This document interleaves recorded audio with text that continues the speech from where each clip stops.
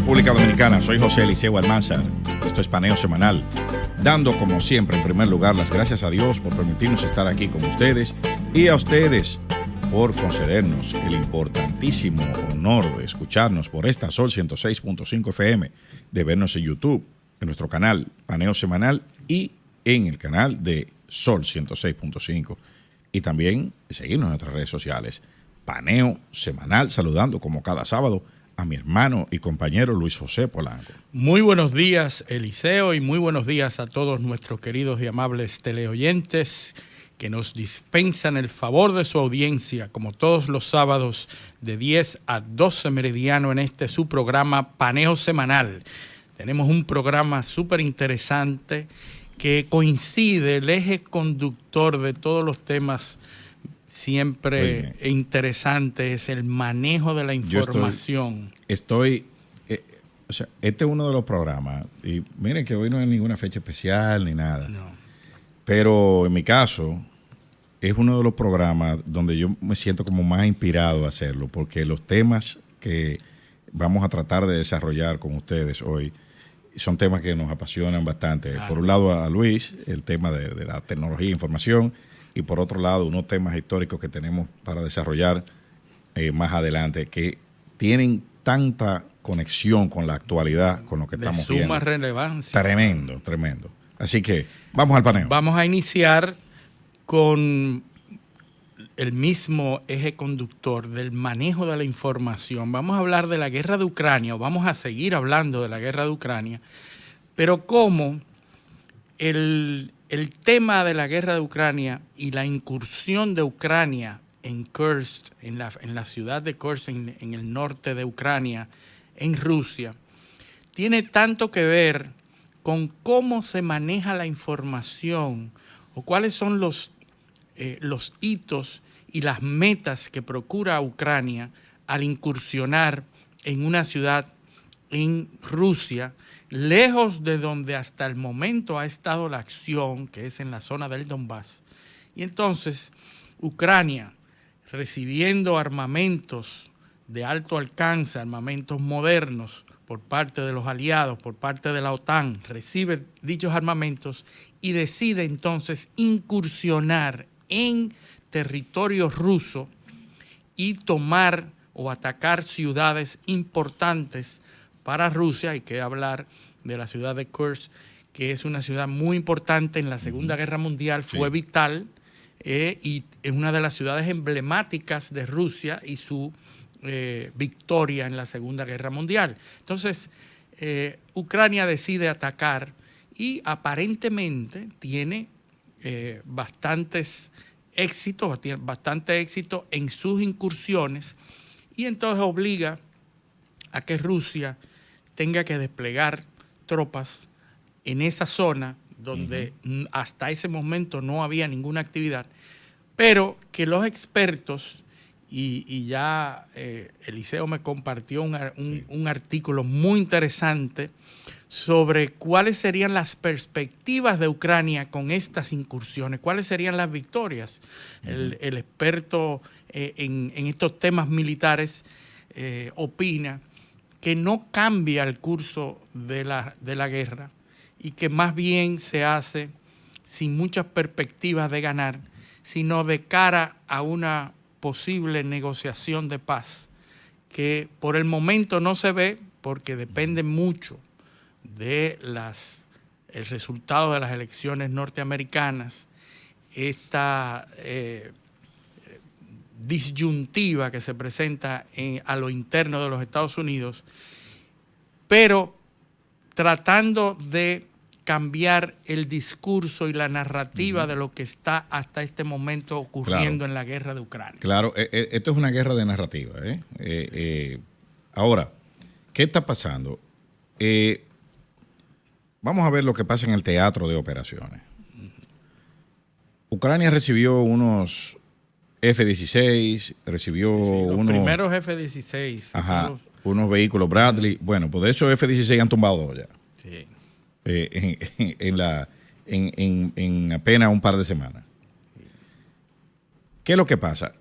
El F-16 es el avión de combate. Sí, de última generación. De última generación. Porque, ¿cuál es el tema? Que cada vez que a Ucrania le entregan un tipo de armamento, se vende como que esa es la... Sí, sí. Eso va a cambiar, Eso va a cambiar el panorama. El panorama. Un F-16 tiene un alcance de alrededor de 800 kilómetros dentro del territorio ruso. Sí, una autonomía. Autonomía. Si se le añaden tanques externos, puede alcanzar hasta 3.000, más o menos 3.000 y pico kilómetros. Ahora, cuando usted organiza una misión de bombardeo, el avión tiene que volver. Tiene que volver y tiene que ser respaldado por tropas terrestres. No, tiene que volver posiciones. Y tiene que tener combustible para hacer las maniobras cuando llega el blanco. Correcto. O sea que para tú manejar el territorio ruso, un F-16 o 2 o 100 o 50 F-16, si tú no tienes una flotilla de reabastecimiento en el aire, si tú no tienes, eso no te va a servir para nada. De hecho, ya han tumbado 2. Eso es lo primero. Lo segundo, y lo decíamos el sábado pasado aquí, históricamente, Rusia en el siglo XIX recibió la incursión del ejército francés, de la Gran Armée, en 1812. ¿Cómo salió la Gran Armée derrotada? Que Napoleón llegó a pernoctar en Moscú una noche antes que la quemaran los rusos. ¿Cómo salió la Gran Armée del territorio ruso? Entraron 500.000, salieron menos de 25.000. Esa campaña fue desastrosa. Un fracaso. La historia militar moderna se calcula que en combate de esos 400 y pico de mil bajas que hubo ahí y deserciones, en combate solamente murió alrededor del 12% de la tropa. El resto murió en la operación, en la marcha de ida y en la de vuelta, por enfermedades, frío, hambre, todo eso fue lo que agotó a esos ejércitos. Los alemanes después, en la operación Barbarroja, invadieron también en la década de los 30, en la Segunda Guerra Mundial, invadieron Rusia. Llegaron a 20 kilómetros de Moscú. ¿Qué pasó después? La famosa orden de Stalin, la 227, 223, forma 2 ejércitos. Uno de vanguardia y uno de retaguardia. El de vanguardia a expulsar al enemigo y el de retaguardia fusile a todo el que se quede rezagado o se devuelva del ejército de vanguardia. De ahí es que el Che saca aquella frase. Decía, si camino, acompáñame, si me detengo, empújame, y si retrocedo, mátame. Decía el Che Guevara. Y fue de ahí que lo sacó. Sí. Entonces, ¿qué puede pasar? Y me voy un poco más atrás de la primera epopeya rusa, que es esa, la de Napoleón, que es la forjadora de gran parte de la cultura rusa. Los héroes rusos.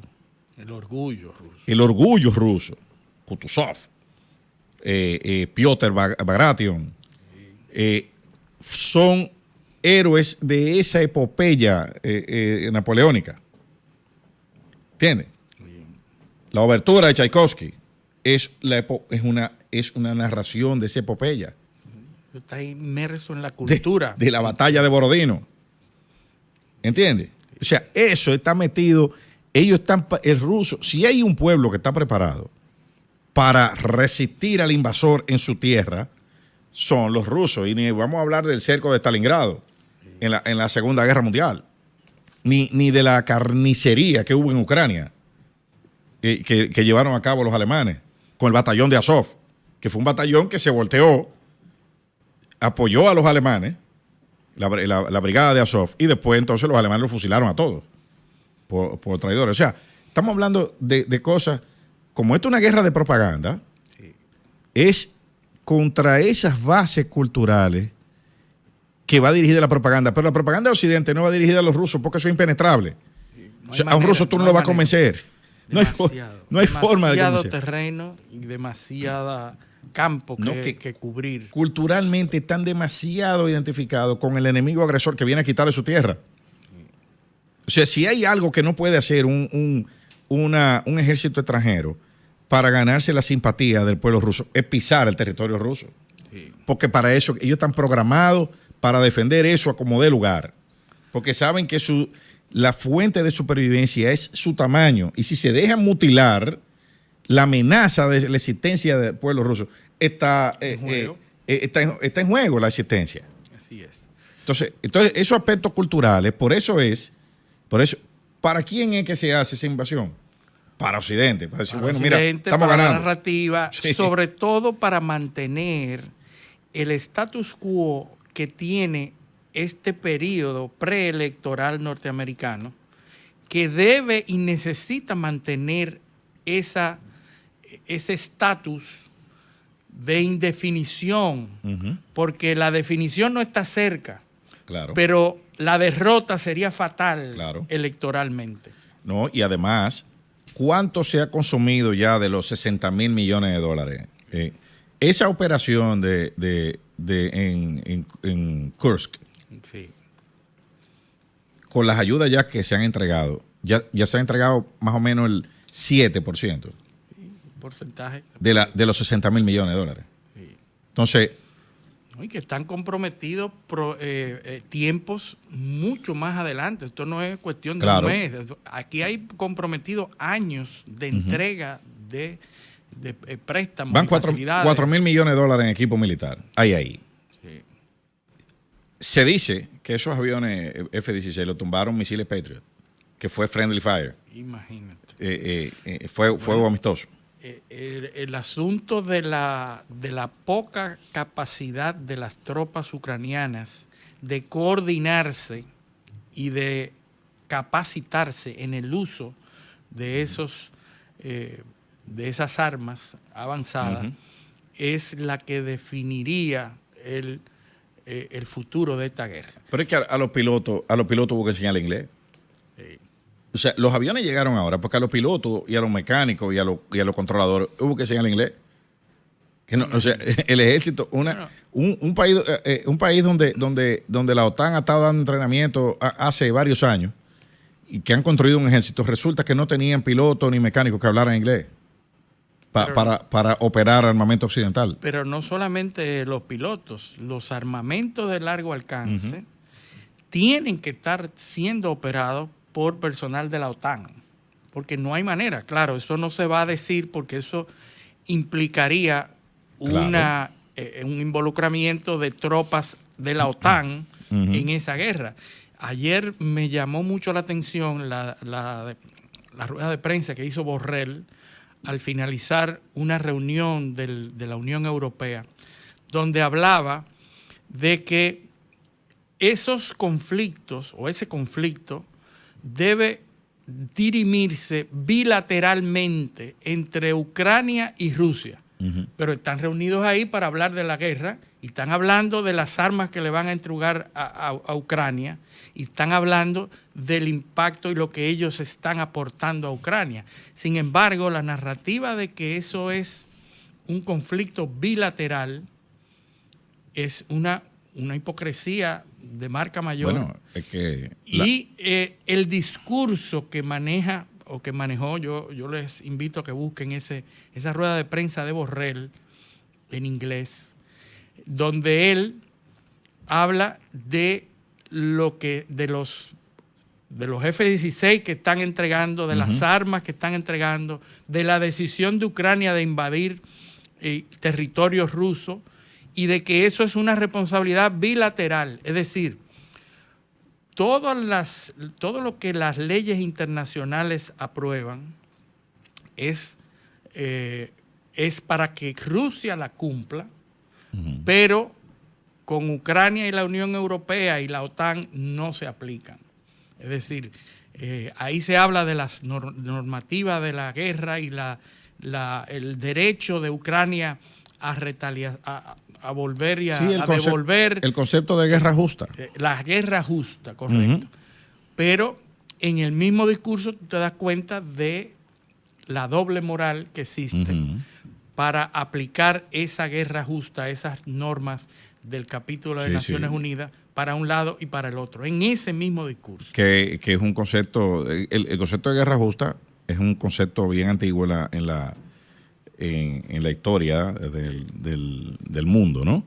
Pero hay un concepto que es la guerra humanitaria, que ese nuevo, ese es intervención humanitaria. Intervención humanitaria. Sí, porque es una guerra. Es una guerra, al fin y al cabo. Donde se vio eso en su mayor extensión fue en la antigua Yugoslavia. En Yugoslavia. Que donde mataron miles de personas también en los bombardeos de la OTAN por razones humanitarias. Sí. O sea, intervención y justificación de la intervención.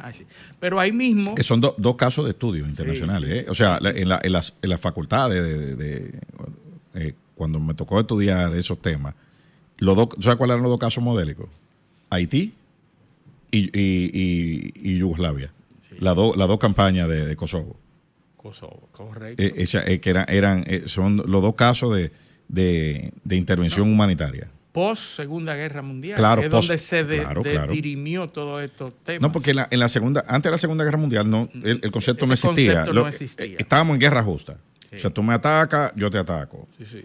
Tenemos no había normativa internacional. O sea, no había doctrina. No había doctrina. No había una doctrina.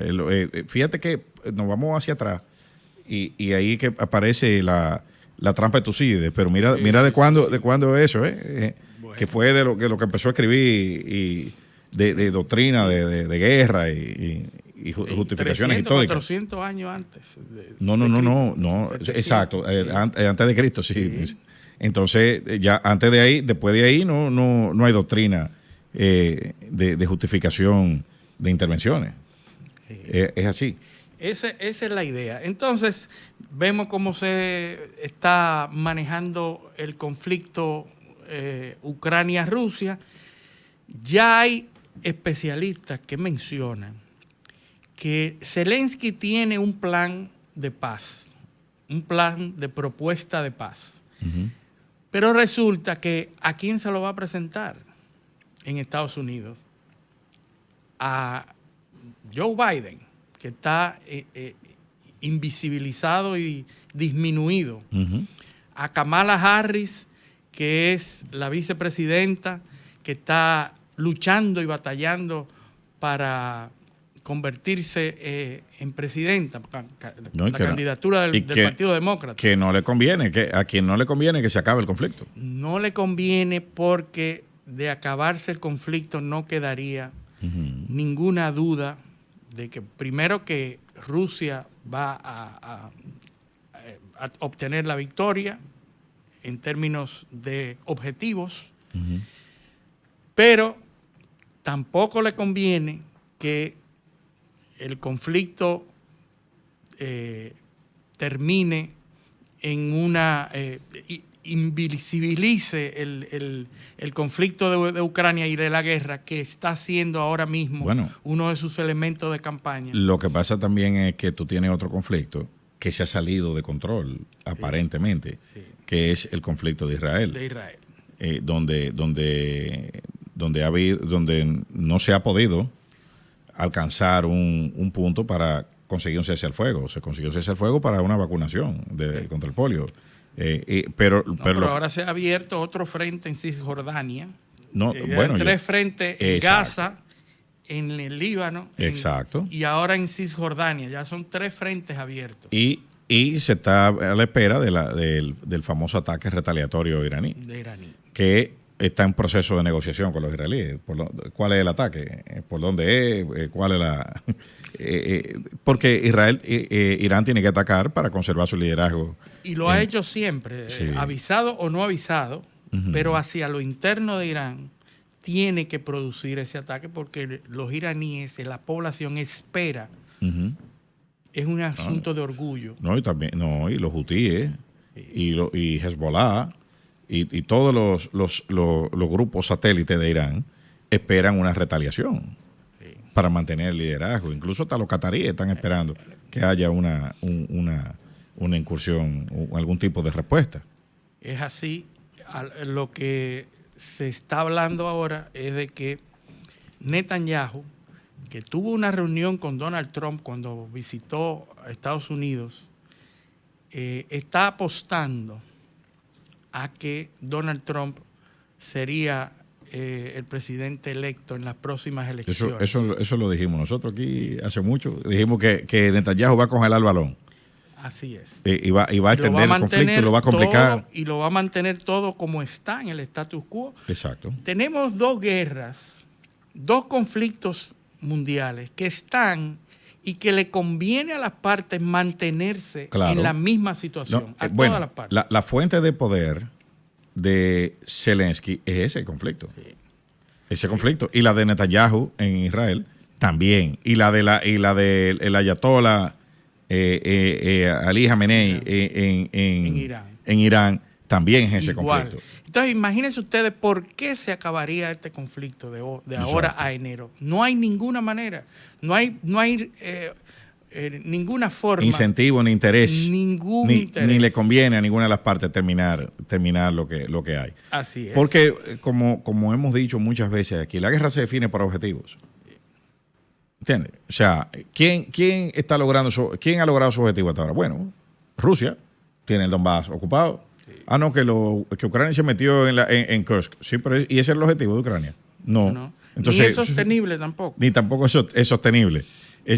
No. Sin embargo, Rusia sí está tomando posesiones de territorios y empresas consolidadas ya. Ya no hay manera de retirarse de esos territorios. A menos que no sea voluntariamente. Voluntariamente dejando atrás un vacío que es muy poco probable. Ya no se habla de contraataque, ni de recuperar Crimea. Ya no se habla de nada de eso. Claro. Ni que vamos a tumbar el puente de Kerch. Nada de eso. Nada de eso se habla. Ni cuáles son los avances en el Donbass de territorio recuperado. Nada de eso. Ya eso salió de la palestra. Igual en el caso del conflicto entre israelíes y el tema de Hamas. Bueno, esta semana rescataron un rehén. Sí. Pero se necesita de vez en cuando que recuperen o un cuerpo. Oxígeno. Exacto. O un cuerpo de uno de los secuestrados israelíes. O un rehén, que es lo que justifique todo eso, o eliminar uno que otro comandante de Hamas. Sí, como sucedió esta semana, que ahora Israel anunció que había dado muerte a uno de los comandantes de Hamas, al principal comandante de Hamas en Cisjordania. Imagínense cómo está eso. En Gaza, Cisjordania, Siria, tú destruyes Gaza, en Irán. Tú destruyes Gaza. No, pero mira lo grave de eso. Sí. Tú vas y destruyes Gaza, pero entonces mata a un comandante. Los comandantes más importantes, ¿dónde tú lo has matado? Fuera de Gaza. Fuera de Gaza. Uno en Irán, el otro en Cisjordania. El otro en Líbano. Y otro en Líbano. O sea, nada de eso. Es como la ocupación de Afganistán, que era para ir a buscar a Bin Laden. Pero Bin Laden estaba en Pakistán. Sí. O sea, cuando Bin Laden lo matan, tenía 7 años en Pakistán. Sí. Y hubo que comprar inteligencia. Fueron creo que $22 millones. Que pagó la CIA para que se lo ubicaran. Sí. Y hubo que invadir un país amigo o un aliado, que era Pakistán. Penetrar a un país. Bueno, y a meterse en una operación no autorizada para eliminar un blanco, sin permiso de nadie, porque era en una base militar que estaba Bin Laden. Sí. O sea, hubo que ir a hacer eso. Y por eso que Hillary Clinton, cuando se produce esa operación, creo que en el Senado de los Estados Unidos. En uno de los hearings, en una de las audiencias. En una audiencia que dice, tú no puedes criar serpientes en tu patio y pensar que van a morder a tu vecino. Solo al enemigo. Morder solo a tu vecino. En algún momento esas serpientes se van a tornar en contra tuya y te van a morder. Eso, ella era refiriéndose a los pakistaníes, que ella estaba en esa alocución. Entonces, el tablero se sigue complicando a nivel de conflictos armados.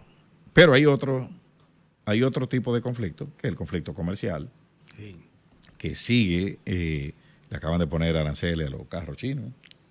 Mientras tanto, carros eléctricos. Y mientras tanto los chinos han anunciado que van a intervenir en la producción de chips para Estados Unidos y Europa. Claro. Entonces, tú me pones aranceles a los productos míos y entonces yo hago lo propio con los productos que tú consumes y de los cuales depende, como es la producción de chips de China.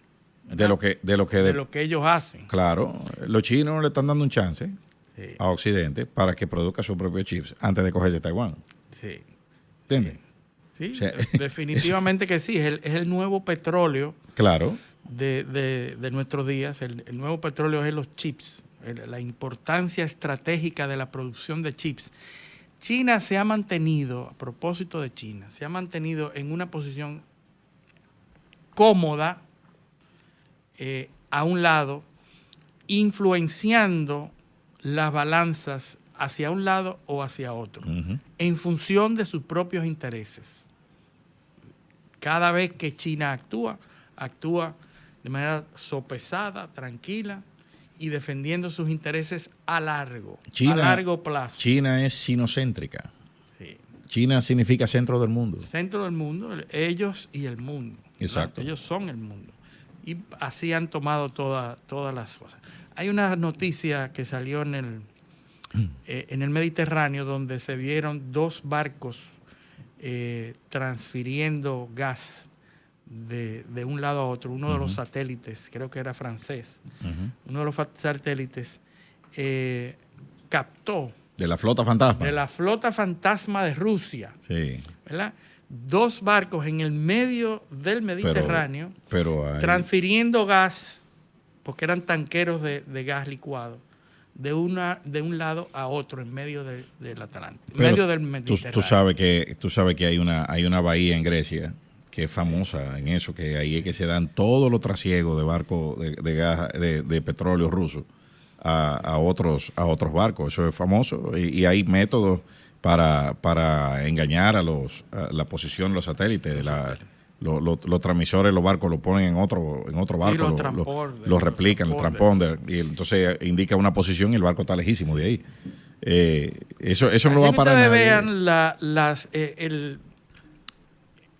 la efectividad de las sanciones que se están poniendo, que son solo para narrativa, porque la realidad es que Rusia no ha tenido ningún impacto en las sanciones. Sigue todo igual. Sigue todo igual, incluyendo la venta de gas a Europa, que sigue pasando por Ucrania. Sí, claro. No, claro, pues la tubería no la han cerrado.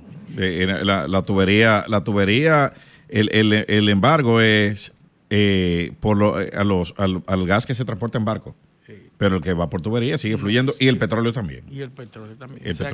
Así esa es parte de la manipulación de información mediática, y del dominio mediático de las grandes potencias. Igual que los activos rusos, que están congelados todos en Europa, supuestamente, pero nada más el 13%. El 87% circula libremente. Sí. Así es. Así que, bueno, tenemos que ir a una pausa, pero cuando volvamos vamos a hablar de unos temas el tema de Telegram, el tema de X, Twitter en Brasil y de Facebook en Estados Unidos, y vamos a hablar un poco de Venezuela y por supuesto vamos a escuchar a nuestros oyentes. Así que todo eso viene después de la pausa. Esto es Paneo Semanal, no le cambien.